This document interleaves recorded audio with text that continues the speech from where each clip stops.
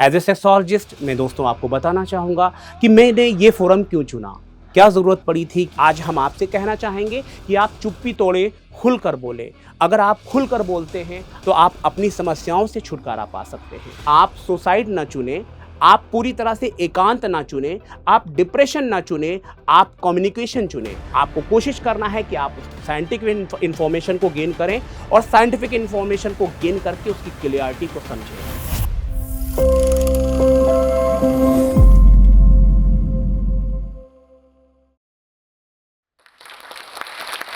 मैं doctor miss Siddiqui, working as a sexologist. दोस्तों मैं आज आपको रूबरू कराऊंगा कुछ ऐसे मुद्दों से जो आपके लिए बेहद ज़रूरी होंगे। मैं बात करूंगा कुछ ऐसे मिथ के लिए जो आपकी जीवन शैली को बेहतर करेंगे, साथ साथ में आपके यौनिक स्वास्थ्य पर भी बेहतर प्रकाश डालेंगे। एज ए सेक्सोलॉजिस्ट मैं दोस्तों आपको बताना चाहूँगा कि मैंने ये फोरम क्यों चुना, क्या ज़रूरत पड़ी थी कि मैं सेक्सोलॉजी डिवीज़न के लिए मैंने इस फोरम को चुना। मैं बताना चाहूँगा कि हमारे समाज में, हमारे देश में ऐसे सेक्सुअल प्रॉब्लम्स हैं जिनमें मिथ बहुत ज़्यादा है और बहुत सारे ऐसे इश्यूज़ हैं। अवेयरनेस की कमी की वजह से बहुत सारी ऐसी व्याधियां उत्पन्न हो रही हैं जहां पर वो व्याधियां हमारे समाज के लिए एक ऐसा अभिशाप बनती जा रही हैं कि हमारे समाज के लिए एक, आप कह सकते हैं, एक बदनुमा दाग हैं। ऐसी कंडीशंस में हमने इस विषय को बेहतर बनाने के लिए, साथ साथ में इस पर काम करने के लिए सेक्सोलॉजी डिवीजन चुना। हमने देखा कि हमारे आसपास में बहुत सारे ऐसे लोग जो HIV पॉजिटिव हुए, उनमें बहुत सारे यंग लोग थे। ऐसी कंडीशंस में मैंने ये देखा कि वो लोग एजुकेटेड भी थे, पढ़े लिखे थे, समाज के परिवेश उनका एक एजुकेटेड फैमिली से बिलोंग करता था, फिर भी उन बच्चों को HIV हुआ। क्यों हुआ सर? शायद ऐसा हो सकता है कि अवेयरनेस की कमी रही हो, एजुकेशन की कमी रही हो, या इम्प्लीमेंटेशन की कमी रही हो। बहुत सारे नौजवानों को इन विषयों पर बात करते आपने देखा होगा, लेकिन वो हास्यप्रद तरीके से बात करते हैं, एक कमेंट लैंग्वेज में बात करते हैं, या एक मजाक के तौर पर बात करते हैं। आज हम समाज को एक ऐसा दृश्य दिखाना चाहेंगे जहां पर आपको इन विषयों पर खुलकर बात करने में एक चाहत सी जागर होगी, और साथ साथ में आप बेहतर तरीके से अपने जीवन को बेहतर बनाने के लिए कुछ ना कुछ सोचेंगे। दोस्तों, सेक्सोलॉजी डिवीज़न जब हमने शुरू किया तो हमें बहुत सारे लोगों ने कमेंट करना शुरू किया कि आप किस विषय पर बात करते हैं, आप किस विषय पर बात उठा रहे हैं, और बहुत सारे ऐसे इश्यूज आए।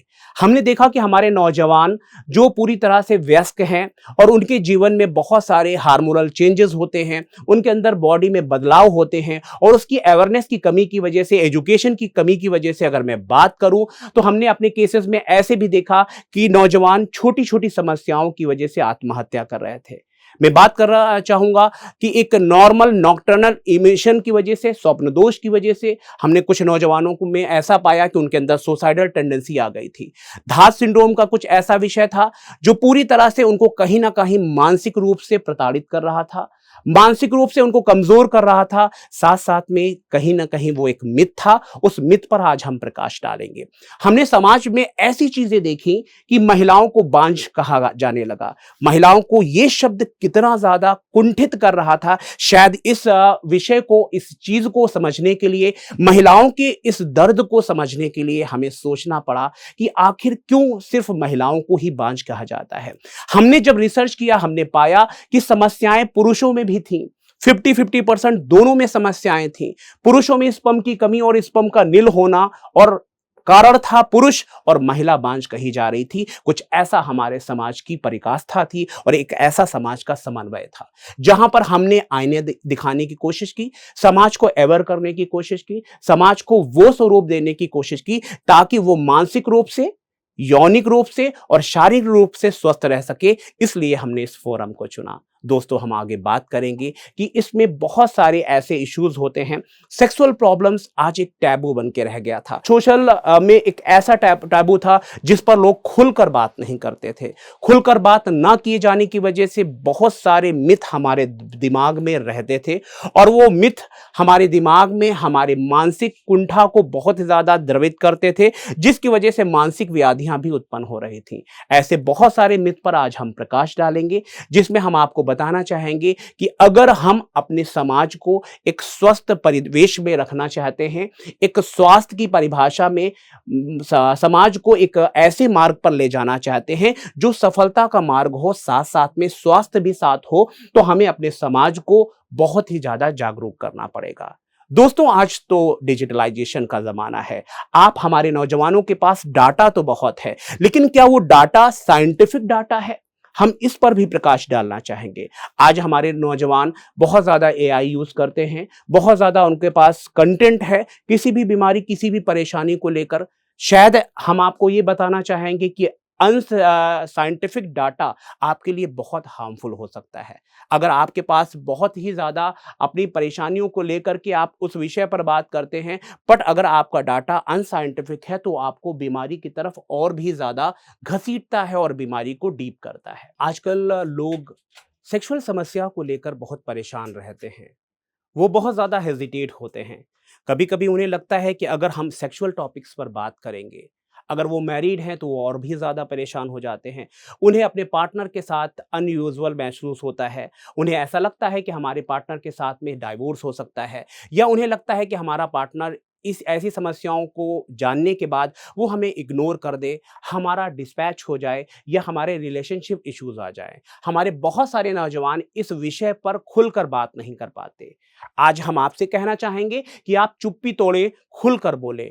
अगर आप खुलकर बोलते हैं, अपनी समस्याओं को साझा करते हैं, तो आप अपनी समस्याओं से छुटकारा पा सकते हैं। आज सबसे बड़ी प्रॉब्लम हमारे नौजवानों की है कि वो डिजिटलाइजेशन बेस्ड हो गए हैं। अपनी हर समस्या को डिजिटल प्लेटफ़ॉर्म पर ढूँढते हैं। वो अपने बड़ों से मशवरा नहीं करते या अपने डॉक्टर से परामर्श नहीं लेते। आइए बात करते हैं कुछ ऐसे विषयों पर जहां पर हमारा नौजवान डिजिटल हाइपोकॉन्ड्रियासिस का शिकार हो रहा है। जी हां दोस्तों, मैं आपको बताना चाहूंगा, डिजिटल हाइपोकॉन्ड्रियासिस एक ऐसी बीमारी है जहां पर हमारा नौजवान स्वयं उसका उत्तरदायी है। सपोज अगर किसी भी एक नौजवान को कोई भी सेक्सुअल प्रॉब्लम होती है, किसी भी तरह का उसको सेक्सुअल इश्यूज आते हैं, वो ये प्रॉब्लम के सिम्टम्स को सर्च करने लगता है और हमारे नेट्स पर, हमारे एआई मॉडल्स पर बहुत सारे ऐसे अनसाइंटिफिक डाटा हैं जो उसके सिम्टम से मैच करते हैं। ऐसी कंडीशंस में वो अपने आप को बहुत ज़्यादा गंभीर रोगी समझने लगता है। क्वैक्स की वीडियोस देख करके वो अपनी बीमारी को बहुत गहनता के साथ लेता है, अपनी बीमारी को बहुत बड़ा आकार दे देता है और वो परेशान होता ही चला जाता है। कभी कभी ऐसा होता है वो नीम हकीमों के चक्कर में पड़ता है और पूरी तरह से उसकी व्याधियां और भी बढ़ जाती हैं। कारण सिर्फ इतना था कि उसने डिस्कशन नहीं किया, उसने कम्युनिकेट नहीं किया। अगर वो डॉक्टर से कम्युनिकेट करता है या एक्सपर्ट से कम्युनिकेट करता है तो एक्सपर्ट ये कंफर्म करता है कि वो बीमारी है कि या बीमारी नहीं है। अगर हम बात करें तो सेक्सुअल प्रॉब्लम्स में बहुत सारी ऐसी व्याधियां होती हैं जो साइकोसोमैटिक होती हैं। उनका आपकी शारीरिक बीमारी से कोई भी जुड़ाव नहीं होता है। आप सोचते हैं, आप निगेटिव इंपैक्ट करते हैं, या आपके चाइल्डहुड ट्रॉमा होता है, या किसी प्रकार का कोई गलत मिथ होता है जो आपके ब्रेन में इंपैक्ट करता है। ऐसी कंडीशंस में आपको सोचने की जरूरत है कि आप अपने एक्सपर्ट से साझा करें, अपनी समस्या से को साझा करें। कभी कभी ऐसा देखा गया है कि दाम्पत्य जीवन में ये बहुत ज्यादा परिहास का विषय बनता गया है। अभी आपने देखा कि हमारे इंजीनियर ने सुसाइड कर ली सिर्फ एक बात पर कि वो अपने पार्टनर की एक बात को पूरा नहीं कर पाया, एक ऐसी विषय पर बात नहीं कर पाया जो आप अपने पार्टनर से सेक्सुअली टॉक कर सकते हैं। यह आपका फ्रीडम होता है, यह आपका राइट होता है, पर आप उस पर विषय पर बात नहीं करते। आपने सुसाइड करना चुन लिया लेकिन खुलकर बोलना नहीं चुना। मैं दोस्तों बताना चाहूंगा कि सेक्सुअल प्रॉब्लम बहुत बहुत माइन्यूट प्रॉब्लम्स होती हैं।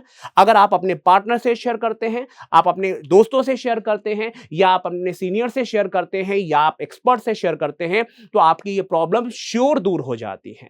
आपसे हमारा एक ये उम्मीद है कि आप सुसाइड ना चुने, आप पूरी तरह से एकांत ना चुने, आप डिप्रेशन ना चुने, आप कम्युनिकेशन चुने। अगर आप कम्युनिकेट होंगे तो आपकी बीमारी पूरी तरह से दूर हो जाएगी। पुरुषों की समस्याएं दीवार पर देखने को तो मिल जाती हैं, पर महिला सेक्स समस्याओं पर कोई बात नहीं करता।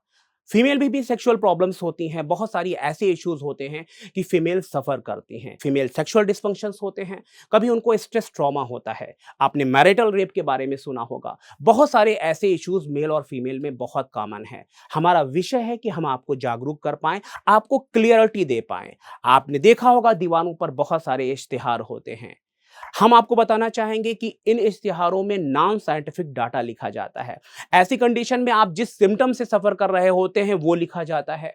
कभी-कभी ऐसा होता है कि आप जिस परेशानी में गिरफ्त हैं या आप जिस परेशानी को झेल रहे हैं, वो एक्चुअली में साइंटिफिक रूप से कोई डिजीज ही नहीं होती। वो एक आपका साइकोसोमैटिक डिसऑर्डर होता है। ऐसी कंडीशन में आप क्वैक्स के पास जाते हैं। क्वैक्स फिर से आपको अनसाइंटिफिक डाटा देता है। आपके ब्रेन में वो अनसाइंटिफिक डाटा आपकी बीमारी को और भी बढ़ाता है। अब प्रॉब्लम इस बात की है कि आपने किसको चुना है।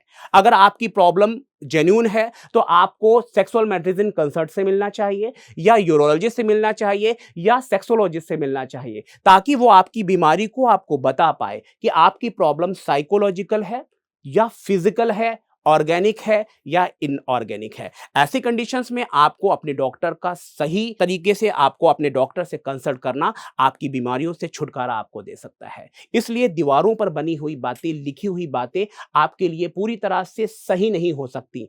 आपको कोशिश करना है कि आप उस साइंटिफिक इंफॉर्मेशन को गेन करें और साइंटिफिक इंफॉर्मेशन को गेन करके उसकी क्लियरिटी को समझें। एग्जाम्पल पे मैं आपको बताना चाहूंगा कि धातु रोग का इलाज। मैं दोस्तों बताना चाहूंगा कि ये कोई बीमारी नहीं है। हमें समझने की आवश्यकता है। जब कोई भी पुरुष पूरी तरह से एडोलसेंस एज में आता है तो सीमेन कंटेंट बनता है। ऐसी कंडीशंस में बहुत सारे यूरेथ्रल डिस्चार्ज होते हैं जो प्रीकम होते हैं और हमारे देश में इसे धातु रोग के नाम से जाना जाता है, धा सिंड्रोम के रूप में जाना जाता है। दोस्तों मैं कहना चाहूंगा कि जब हमने इस बात पर रिसर्च किया, इस फोरम पर रिसर्च किया, तो हमें आंसर ये मिला, it's happen only in India. यानी हमारे पाश्चात्य देशों में वो लोग एजुकेटेड हैं जिसकी बेसिस पे उनमें ऐसी समस्याएं नहीं होती। हमारी lack of education, lack of awareness की वजह से ये साइकोसोमैटिक प्रॉब्लम्स को भी हम अपने ब्रेन में एक बड़ी व्याधि के रूप में रखते हैं। और जब तक हमारे दिमाग में ऐसी व्याधियां, रॉन्ग मैसेजेस, मिस इंफॉर्मेशंस रहेंगी, तब तक हम सेक्सुअल प्रॉब्लम से छुटकारा नहीं पा सकते। इसलिए आप अपने डॉक्टर से कंसल्ट जरूर करें क्योंकि ये आपके लिए बेहद जरूरी है। दोस्तों, सेक्सुअल प्रॉब्लम के ट्रीटमेंट के लिए किसको चुने, ये अहम मुद्दा है। हमें सोचने की आवश्यकता है कि हमारी परेशानी क्या है। हमें ये कोशिश करना है कि अपनी प्रॉब्लम को हम नेट पर ना सर्च करें। कभी कभी साइबर साइबर कॉन्ड्रियासिस बहुत ज्यादा देखने को मिलता है। हमारे नौजवान अपनी समस्याओं के सिम्टम्स को नेट्स पर सर्च करते हैं और नेट उनको बहुत ज्यादा बढ़ा चढ़ाकर एक बड़ी व्याधि बताता है। ऐसी कंडीशंस में आप फिर से साइबर कॉन्ड्रियासिस का शिकार हो जाते हैं और आपकी एक छोटी सी प्रॉब्लम बहुत बड़ी बन जाती है। अब विषय इस बात पे होता है कि आप अपने सिम्टम्स पर फोकस कर रहे हैं, आप अपनी प्रॉब्लम पर फोकस कर रहे हैं। आपको फोकस करना चाहिए अपने सोल्यूशन पर। अगर आप सोल्यूशन पर फोकस करते हैं तो आप अपनी बीमारी से निजात पा लेते हैं। ऐसी कंडीशंस में आपको डॉक्टर का सिलेक्शन करना चाहिए। दोस्तों मैं बताना चाहूंगा कि इसके लिए आपको सेक्सोलॉजिस्ट को चुनना चाहिए, रजिस्टर्ड सेक्सोलॉजिस्ट या यूरोलॉजिस्ट, ऐसे डॉक्टर्स जिनको इस विषय पर पूरी तरह से एक्सपर्टाइजेशन होते हैं, साथ साथ में वो इस विधा के माहिर होते हैं। साथ में उनके अंदर उनके एक ग्रुप होता है, उस ग्रुप में साइकाट्रिस्ट होते हैं, इंडोक्राइनोलॉजिस्ट होते हैं, साइकोलॉजिस्ट होते हैं, जनरल फिजिशियंस होते हैं और पूरी तरह से एक पैनल होता है। उस पैनल के साथ हम लोग वर्क करते हैं। ऐसी कंडीशंस में जब आप इस पैनल को चुनते हैं तो आपकी बीमारी को डायग्नोस किया जाता है और बीमारी को डायग्नोस करके पूरी तरह से आप इस समस्या से छुटकारा पा सकते हैं। दोस्तों हमारे पास बहुत सारे ऐसे पेशेंट आते हैं जिनको डायबिटीज है और डायबिटीज जैसी छोटी प्रॉब्लम की वजह से उनको सेक्सुअल प्रॉब्लम हो रही होती है। ऐसी कंडीशन में हम डायबिटीज का ट्रीटमेंट कर देते हैं, उनकी सेक्सुअल प्रॉब्लम दूर हो जाती है। बहुत सारी ऐसे फीमेल को बहुत ही ज्यादा स्ट्रेस होता है या किसी प्रकार की कोई एंजाइटी और डिप्रेशन होता है। ऐसी कंडीशंस में उनका मानसिक इलाज की जरूरत होती है, ना कि सेक्सुअल प्रॉब्लम के इलाज की जरूरत होती है। तो ये इंपॉर्टेंट है कि आपको एक बेहतर पैनल की जरूरत है जहां पर आप यूरोलॉजिस्ट को मिल सकते हैं या साइकाट्रिस्ट से मिल सकते हैं या बेस्ट सेक्सोलॉजिस्ट से मिल सकते हैं। ये चीजें आपको डिसाइड करनी होती है। आपसे हमारा सविनय निवेदन है कि आप स्वयं के डॉक्टर बनना छोड़ें। डिजिटल बाबा डॉक्टर बनना आपके लिए बहुत हानिकारक हो सकता है। इसलिए अपने कुशल डॉक्टर का खोज करें और आप उससे इलाज कराएं। हमारी समाज में बहुत सारे ऐसे लोग होते हैं जो अपनी इस पीड़ा को किसी से कह नहीं पाते। जिसकी वजह से उनको डिप्रेशन हो जाता है, वो स्ट्रेस्ड हो जाते हैं। कभी-कभी ये भी देखने को मिला है कि मरीज अपनी समस्याओं को डॉक्टर से साझा करने में असहज महसूस करता है। ऐसा कारण ये हो सकता है कि कभी-कभी ये देखने को मिला कि अगर हमारे पास यंगस्टर्स आते हैं, एडोलसेंट्स आते हैं, उन्होंने अनयूजुअल रिलेशन, असुरक्षित यौन संबंध की बात की। कभी-कभी ऐसा होता है कि अगर जूनियर डॉक्टर है या कोई क्वैक है, तो उनको जज करने लगता है। उनकी प्रॉब्लम को और भी ज़्यादा इरिटेट करता है। साथ-साथ में उनको ये चीज़ कहता है कि जो आप कर रहे हैं वो बहुत ही गलत है। उसके साथ-साथ में उसको टॉर्चर किया जाना, ऐसी कंडीशंस में पेशेंट ये समझता है कि अगर हम अपनी प्रॉब्लम को शेयर करते हैं, तो कहीं हमारी प्रॉब्लम पब्लिक तो नहीं हो जाएगी, कहीं हमारी प्रॉब्लम्स पर किसी तरह के कोई इश्यूज़ तो नहीं बन पाएँगे, और वो नौजवान अपनी इन समस्याओं को अपने अंदर लिए रहता है। ऐसी कंडीशन में वो मानसिक रोगी बन सकता है, उसे डिप्रेशन हो जाता है, फिर साइकियाट्रिक्स इलाज करता है। बहुत सारी ऐसी साइकियाट्रिक मेडिसिन्स होती हैं जिससे उनकी सेक्सुअल लाइफ डिस्टर्ब हो जाती है। तो अगर हमारे पास बहुत सारे ऐसे पेशेंट आते हैं जो अपनी प्रॉब्लम्स को क्लियरली नहीं बताते, ऐसी कंडीशन में सीबीटी का सहारा लिया जाना बेहद जरूरी है। कॉग्निटिव बिहेवियर थेरेपी, यानी ऐसी माध्यम से हम पेशेंट के छुपे हुए परेशानियों को उसके दिमाग से पढ़ते हैं, निकालते हैं, वो व्यक्त कर पाता है अपनी समस्याओं को। हम उसे एक ऐसा एटमॉस्फेयर देते हैं जहां पर वो अपनी इन समस्याओं को खुलकर बोल पाता है। उसे जज नहीं किया जाता, उसकी प्रॉब्लम का सलूशन देने की बात की जाती है। उसे ऐसा एक एटमॉस्फेयर दिया जाता है जहां पर वो स्ट्रेस फ्री होकर अपनी समस्याओं को साझा कर सके और साथ साथ में उसका हल पा सके, सलूशन पा सके। इसलिए डॉक्टर को एक कुशल साइकोलॉजिस्ट भी होना चाहिए। सेक्सोलॉजी एक वास्ट सब्जेक्ट है। ऐसी कंडीशंस में बहुत सारे सिस्टम्स से मिलकर सेक्सोलॉजी बना है। एज ए सेक्सोलॉजिस्ट हमें जनरल फिजिशियन की तरह भी काम करना होता है, हमें कार्डियोलॉजी भी देखनी होती है, हमें पूरी तरह से गैस्ट्रो डिवीजन देखना होता है, हमें न्यूरो डिपार्टमेंट देखना होता है, साथ साथ में मेटाबॉलिक डिसऑर्डर्स भी देखना होता है। जरूरी नहीं है कि सेक्सुअल प्रॉब्लम सिर्फ ऑर्गन में हो। सेक्सुअल प्रॉब्लम के रूट कॉज को जानना और उसको ट्रीट करना एक कुशल सेक्सोलॉजिस्ट का दायित्व बनता है। और इस दायित्व को निभाने के लिए हम लोगों ने ISSM international society for sexual medicine Netherland से बहुत सारे रिसर्च किए, जहां पर हमने अपने मरीजों की ऐसी गहन बीमारियों को, रूट कॉज को पता लगाने के लिए बहुत सारे ऐसे चेकअप्स के लिए भी बहुत सारी मशीनरी सिस्टम्स अवेल किया, और साथ साथ में उनकी प्रॉब्लम्स को जानने के लिए, साइकोसोमैटिक इश्यूज को जानने के लिए उनकी काउंसलिंग से उनकी प्रॉब्लम्स को दूर करने का और उनकी प्रॉब्लम और डायग्नोसिस इश्यूज को पूरा मैनेज करने का पूरा एक रुझान किया, और उस पर हमने फोकस किया और हम पेशेंट की प्रॉब्लम को समझ पाए। आज पाश्चात्य सभ्यता ने हमारे नौजवानों को ऐसा परिवेश दिया है जहां पर भागने की दौड़ लगी हुई है। हर नौजवान अपने करियर के लिए भागता है, उसे स्ट्रेस होता है, वो चीज अचीव करना चाहता है जैसी उसकी अपेक्षाएं की गई हों। कभी कभी ऐसा देखा गया है कि पेरेंट्स बच्चों को बहुत ज्यादा बर्डन डालते हैं, उनकी अपेक्षाएं इतनी ज्यादा होती हैं और वो बच्चे उन अपेक्षाओं को पूरा करने के लिए स्ट्रेस्ड हो जाते हैं। आजकल की बात की जाए तो बहुत ज्यादा स्ट्रेस देखने को मिला है, और स्ट्रेस जो बढ़ रहा है वो हमारे नौजवानों के लिए बहुत घातक सिद्ध हो रहा है। मैं बताना चाहूंगा कि ये स्ट्रेस ट्रिगर आपकी जीवन शैली पे भी डिपेंड करता है। आज का नौजवान डिजिटलाइजेशन में इतना ज्यादा इन्वॉल्व हो गया है जिसकी वजह से वो देर रात तक सोता नहीं। अगर नौजवानों की बात की जाए तो वो डिजिटल प्लेटफॉर्म पे रात के 2 बजे तक भी एक्टिव पाए जाते हैं। ऐसी कंडीशन में उनके ब्रेन से निकलने वाला मेलेटोनिन हार्मोन कम हो जाता है।